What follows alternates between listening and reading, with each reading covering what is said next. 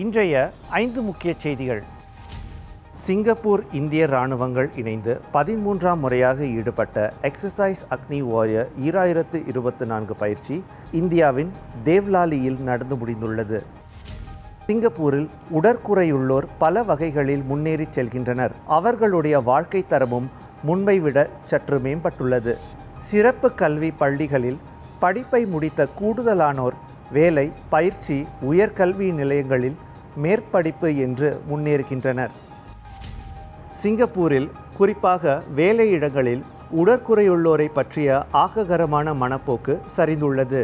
சென்ற ஆண்டு 68.9 விழுக்காட்டினர் உடற்குறையுள்ளோர் குறித்து ஆக்ககரமான மனப்போக்கை கொண்டிருந்தனர். 2019ஆம் ஆண்டை விட அது ஏறக்குறைய 8 விழுக்காடு குறைவு.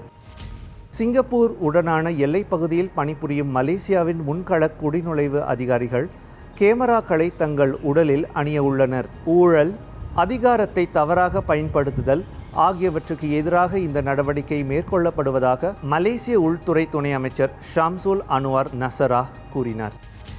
2025ஆம் ஆண்டில் வரவு செலவு திட்டம் தொடர்பாக பொதுமக்கள் கருத்துரைக்கலாம் என்று நிதியமைச்சு கூறியுள்ளது. கருத்துக்களை முன்வைக்குமாறு சிங்கப்பூரர்களுக்கு அமைச்சு அழைப்பு விடுத்துள்ளது. இது போன்ற செய்திகளை மேலும் தெரிந்து கொள்ள தமிழ் முரசுடன் தொடர்ந்து இணைந்திருங்கள். தமிழ் முரசுக்காக கி ஜனார்த்தனன்.